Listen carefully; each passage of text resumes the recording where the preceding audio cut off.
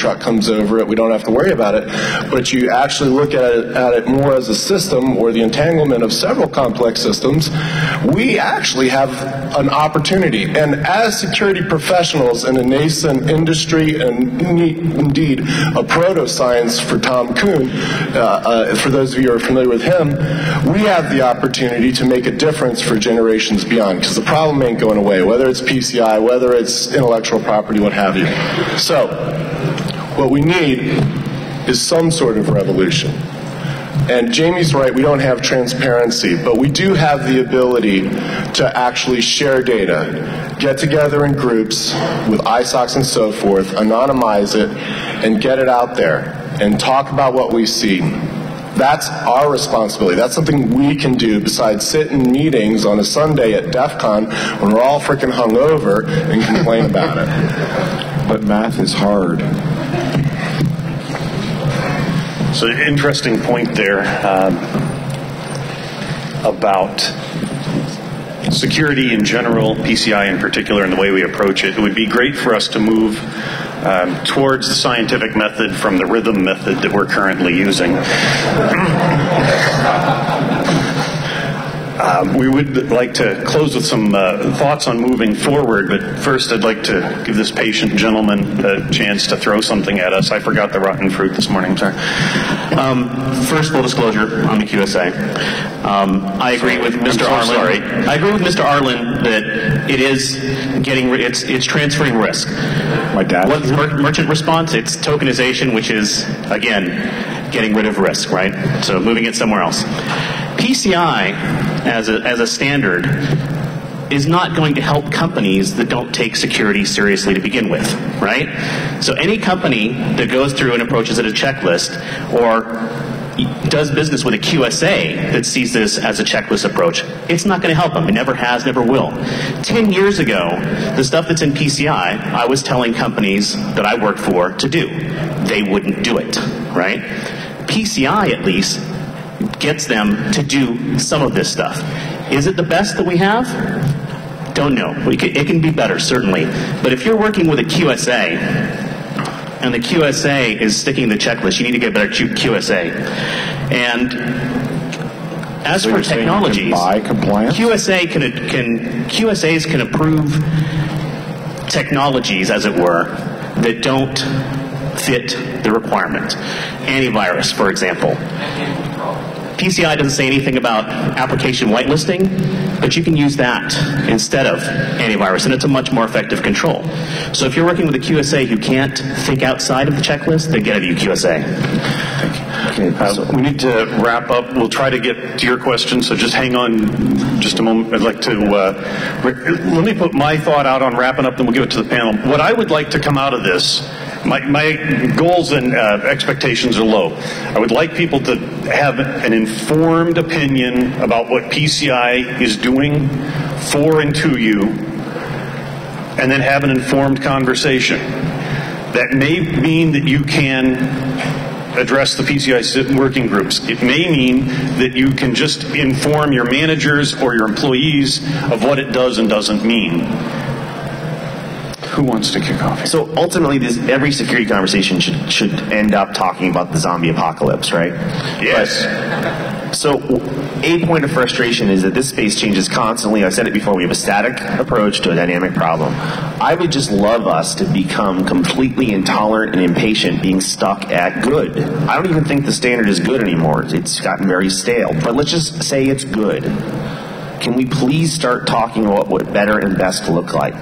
Right? I mean, if there's a zombie uprising right now, I'm not going to defend myself in a straw house or a stick house. I'm going for the brick shit house. The point is, we've been stuck on this conversation for years now, and it does not look like they're going to change. So if they're not going to lead the way, then you need to. But there are improvements being made. I mean, you look at somebody like at a company like Visa, who is actually now starting to come back to the acquiring banks and say, we don't want you to make the merchants, we don't want you to require the merchants to retain credit card information. And actually Visa is starting to make moves to say we will require that you can't have your merchants retain credit card information. And I think that's really what we need to do. Jamie is perfectly correct in saying that it's a risk transference and there's no reason for merchants to have all this information. Get rid of it. If you don't have a data retention that says as soon as we can get rid of it, it's gone, then you're just keeping stuff that's putting you at risk, and that's one of the main things is I'm tired. Jamie, you're next. I want you to push. I want you to push back against all of this crap because you can see that it's crap. I want you to say it's not good enough. It's not enough to just merely be compliant. Nobody wants to live in a house that's built to minimum building code standards. Why the hell are our computers the same way? Why are these machines no longer deterministic? Why are these systems predicated upon failure rather than predicated upon success? There's no reason that we should still be using a system that is entirely built to service the needs of one of those old-fashioned chic machines rather than something that is real-time, current, capable, and useful. It's time for the system to be upgraded. PCI 2.0 should be the death of the 16-digit system because it's time. You should be going to your Congress critters, or if you're in another country, whatever you use for Congress critters, and you should be instructing them to do the damn right thing. Deal with the usury problem. Deal with the racketeering problem. The quid pro quo for being a world currency is acting like a mature adult instead of a petulant 4-year-old with fantasies of how the universe works. And I want you to channel that emotion and push back in a rational, logical, and transparent manner. And that is, and to your comment, sir, you've got responsibility too. If you think a compensating control is sweet, great, publish it, put it out there. I got the freaking New School of Security blog, it's all there, right? So do it, become rational, use that, use your minds. My gosh, you're a bunch of geeks. Use your minds as a weapon, but do it in a scientific method. It's hard to follow a statement like use your mind as a weapon. But, my thinking is... You have a weaponized mind, so let's hear what you have to say. Kung Fu action. I'm going to get a little more tactical, right? Because, no offense, dudes, but that's like... let's all dance and sing and influence the politicians, and, good luck. But, hypothetically, and I'm not disagreeing, right? I think it's messed up just like everybody in this room does, but, my philosophy is more, what can I do, right in front of my face, right? What kind of things can I do? Right now, you got most people that just want the auditor to go the hell away. Okay, I'm down with that, but what if you could use that opportunity to improve security in your organization? That's as much up to you as the, fight the power kind of rub that you just heard from my co-panelist. So that's the first thing. The second thing is, get a QSA that is not just completely full of shit, right? So I'm a QSA, right? This, feels like an AA meeting, right? Welcome, Dave. Okay.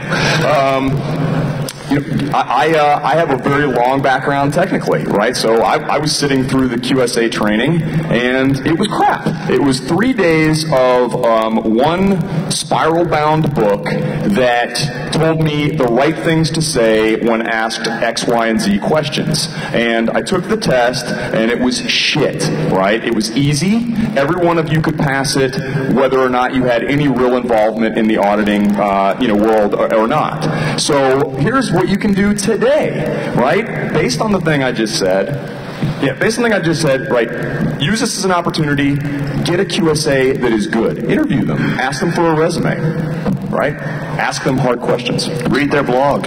Right, read their blog. So, we're going to go to you. We only have a couple of seconds. This is part of an ongoing conversation. I invite you to find us, continue the conversation, start the conversation. Tell us we're full of crap. We already know that, but maybe we can agree on something.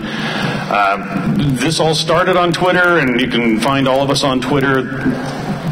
And with that, let's see how many we can get in. So,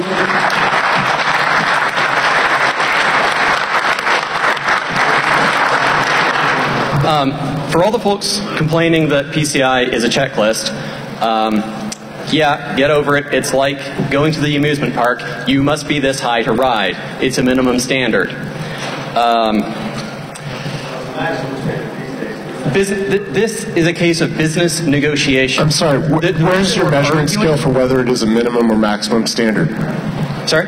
Where's your measurement scale for that? You said it's a minimum standard. How do you know that it is a minimum? How do you know it's not a maximum? Have you met any kind of compliance that is not a minimum standard? Well, no. You don't have a measurement scale, right? It's like best practices. In order to say this is best or minimum, you have to say this is not best or not minimum. If you don't meet it, you get fined or you can't participate in the system. That's a true It's a minimum standard.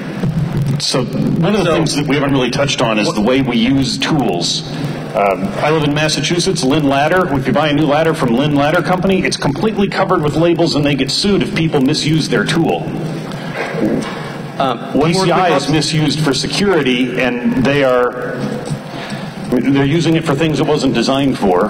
One more quick observation. The reason we haven't made it through the 5 stages of grief is because this is a business negotiation. Retailers, through, for example, the National Retail Federation, have an opportunity to fight back and influence and change the standard. And depending on your perspective, you might be fighting to water it down, or you might be fighting to make it more clear. So that's why we're in it. And yes, we need to be fighting to make it better, more clear, etc. And by the way, I completely agree. We need to get the heck away from PAN and other published data, things that are printed on cards that we use to identify ourselves. Thank you all very much. We want to make sure the next group gets up on the stage. So thank you all. We will be taking questions.